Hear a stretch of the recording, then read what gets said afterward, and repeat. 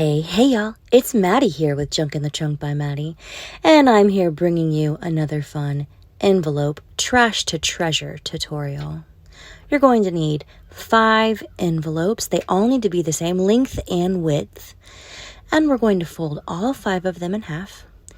If you don't have a bone folder, you can just fold them with your hands.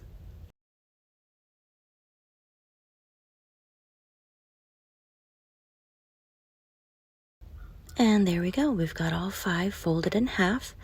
Also, you're going to want, I didn't show this part, but the top where the flaps are, you're going to want to glue those flaps closed the long ways.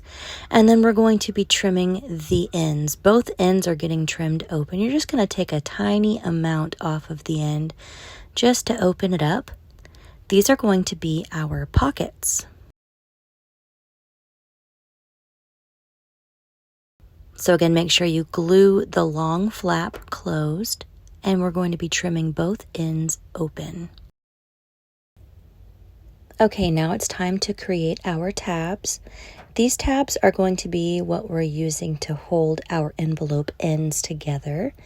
And the dimensions are 3 inches by 2 inches. I believe we need between 8 and 11 of these. I can't remember the exact number. But they're all going to be 2 by 3. And if you want, once you're done cutting them, you can round the edges and ink the edges, but they're not going to be in a spot where you can see them really well. So I'll just leave that part up to you guys if you want to decorate them or ink the edges any. I do round the edges of mine.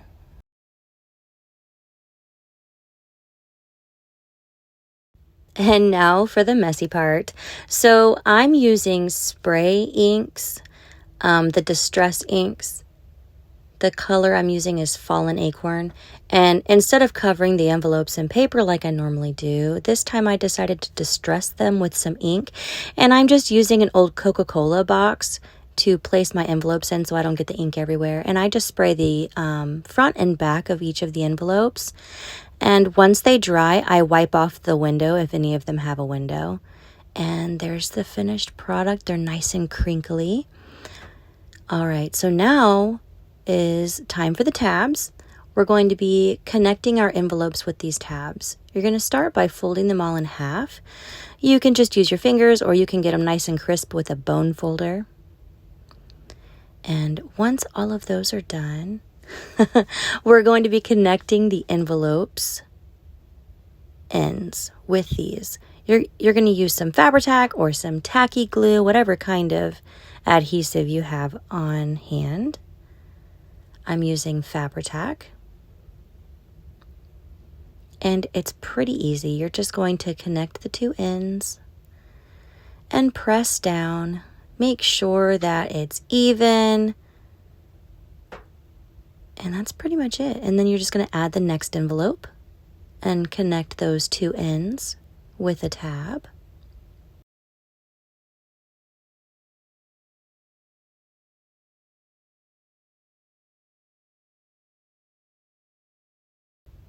You're going to try your best to get those tabs to be even with each other, but a few of mine were a little uneven, but that's okay.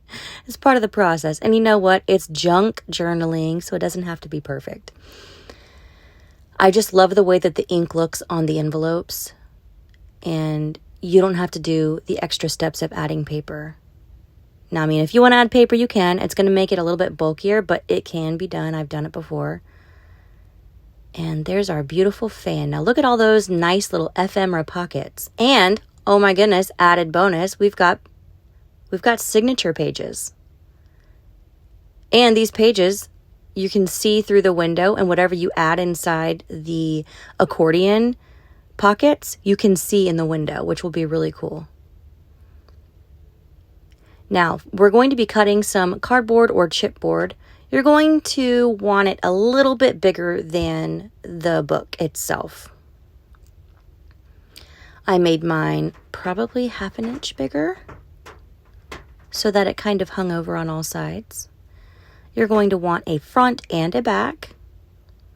These measurements are going to be specific to whatever envelopes you used. So I'm not going to give you my measurements because your envelopes might be a different size.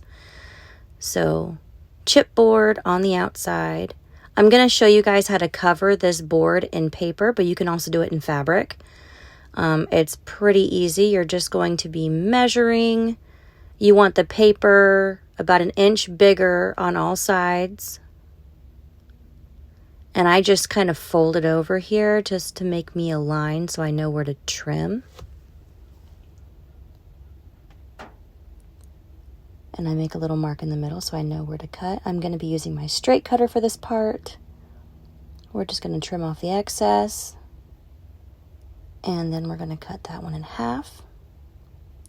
And then there's our paper to cover our chipboard with. I speed this part up because it's very monotonous, but we're going to be connecting the corners. If you don't have a bone folder, you can just use your fingers. You're going to get a little bit messy in this part, especially if you're using Fabri-Tac. Y'all know that stuff sticks to you like crazy. So I do the corners first. Now this is going to give it a nice tight fit. You're going to put the glue there and on the board itself. And then we're actually going to be using the table as leverage. So you're going to press those corners down and use the table as leverage and push down. And that gives it a nice tight fold. And then we're just going to repeat that process. Use the table as leverage, press down. And there we go. And then hold it down until it dries. Fabri-Tac dries pretty quick. Tacky glue, you might want to get some clips to hold the paper down if you're using tacky glue because it'll take a little bit longer to dry. But yes, that's the process. I'm just using the table as leverage to get a nice tight fold. And there's the finished product. Do the same to the second one. And there we go. So now we have front and back.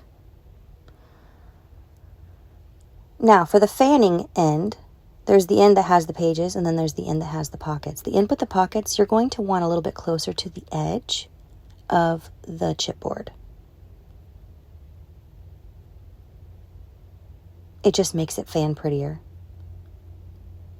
And I'm just connecting with tacky glue. Yes, there's a window I'm covering up, but that's okay. And it's just going directly on the envelope. Make sure that you're laying it on its side to make sure the ends line up so it's not wonky. We don't want a wonky journal. And there we go. Once it's dried, you're going to get a beautiful flip. Look at that. Isn't that so nice? Oh my gosh. It's like a double-sided journal. It's the coolest thing. And it was made out of recycled material. Absolutely gorgeous. And I made another one and I filled this one up. I wanted to give you guys a good idea of what it looks like complete. I put tabs on the ends of my little signatures that I stuck in there. And of course the glitter just makes it pop.